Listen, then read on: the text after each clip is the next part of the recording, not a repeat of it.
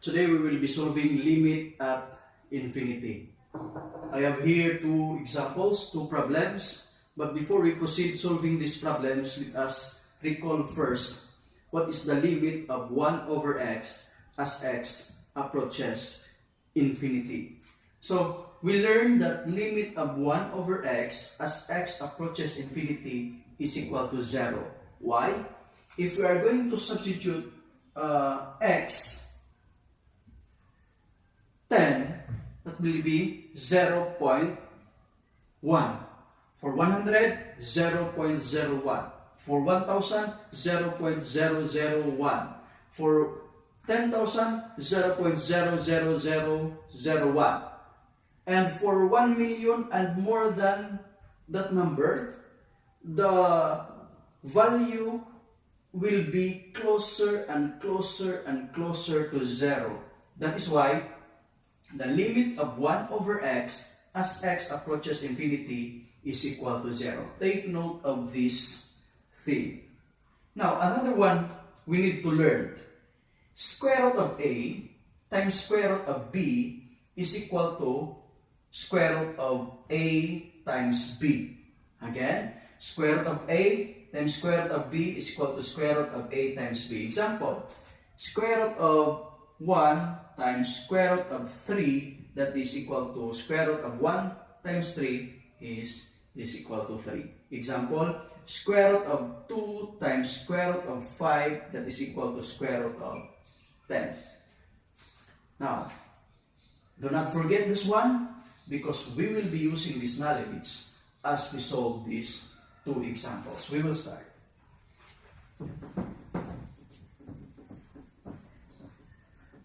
Now, the first thing to do is we need to have like this or any fraction in the numerator and in denominator. Why? If we have fraction like this, example, I have here 5 over x. If we substitute x to infinity, that will be equal to 0. Because the greater the number value of x will be, the result will be closer and closer and closer to 0. That is why we need to multiply both the numerator and the denominator by 1 over x. Okay. So, x plus 3 times 1 over x will be 1 plus 3 over x. Why? 1 over x times x will be x over x or 1. 1 over x times 3 will be 3 over x. I hope you are following. Now, in the denominator, that will be 1 over x times square root of x squared plus 4. Do not forget to write limit as x approaches infinity. Next,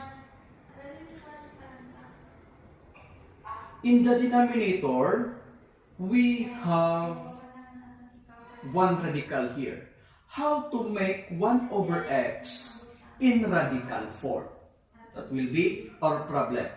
1 over x in radical form can be, okay, we'll write the numerator first, 1 plus 3 over x over, I will rewrite this one in radical form, that is square root of 1 over x squared. Why?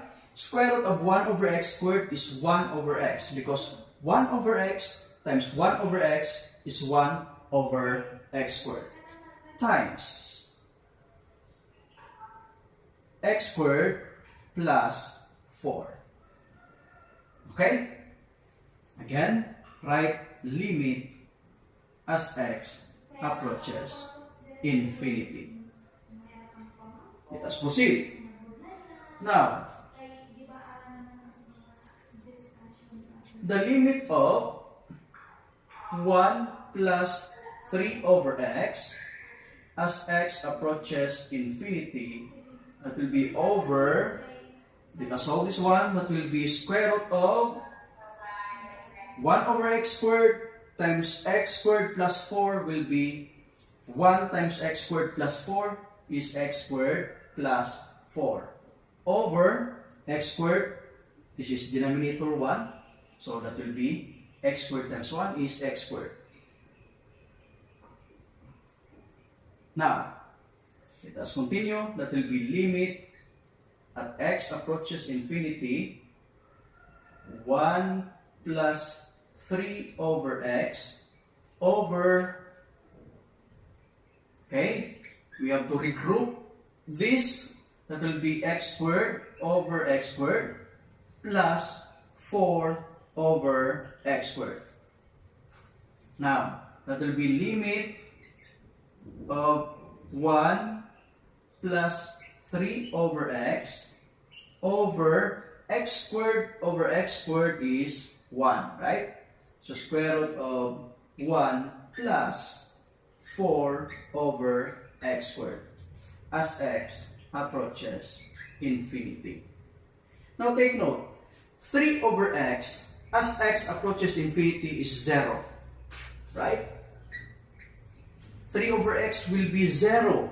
So that will be 1 plus 3 over infinity by substitution over square root of 1 plus 4 over infinity squared. That will be, okay, do not forget to write the limit again as x approaches infinity. Now, we have 1 plus 3 over infinity is 0 over square root of 1 plus 0.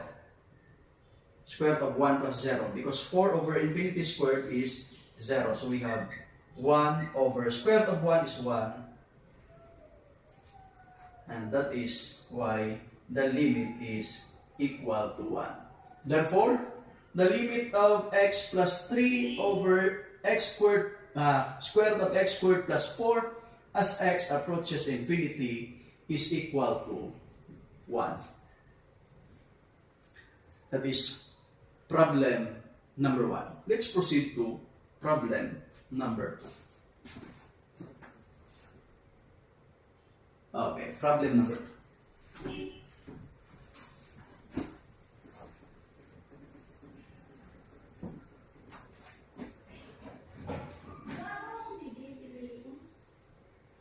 Okay, for problem number 2, we have here the limit of square root of x squared plus x, then separate the minus x.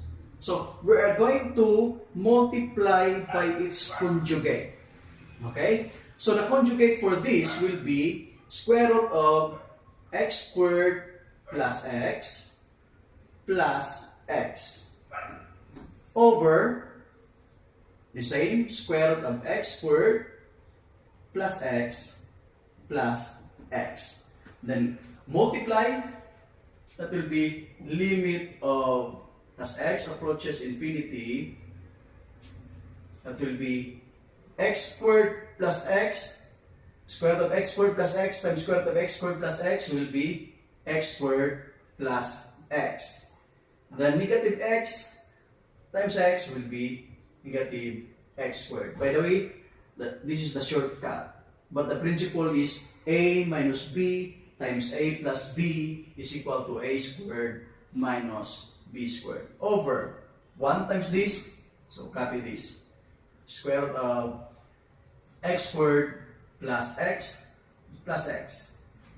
Now, x squared minus x squared is 0. So what is left is x. So that will be limit x approaches infinity, x over this one, square root of x squared plus x plus, this is x plus x. Okay? Now, what's next? We are going to multiply again by 1 over x. 1 over x over 1 over x. Okay. X times 1 over x is 1. Okay? Now, here, that will be 1 over x times square root of x squared plus x plus x. Do not forget to write limit at x approaches infinity. Again, we are going to make this into radicals. So that will be 1 over x is square root of 1 over x squared times square root of x squared plus x as limit where x approaches infinity. Now, multiplying this will give you, okay, limit x approaches infinity will be 1 over here, 1 times x squared plus x will be square root of x squared plus x over x squared. Okay. Then, this one multiply to this. 1 over x squared times x, that will give you 1. Why 1? Because 1 times x squared, okay, square root of 1 over x squared is 1 over x, right? So 1 over x times x, that is x over x. And x over x is 1. Okay. Now, let us proceed. That will be limit x approaches infinity 1 over, we are going to regroup this. That will be square root of x squared over x squared plus x over x squared, then plus 1 here. Okay, so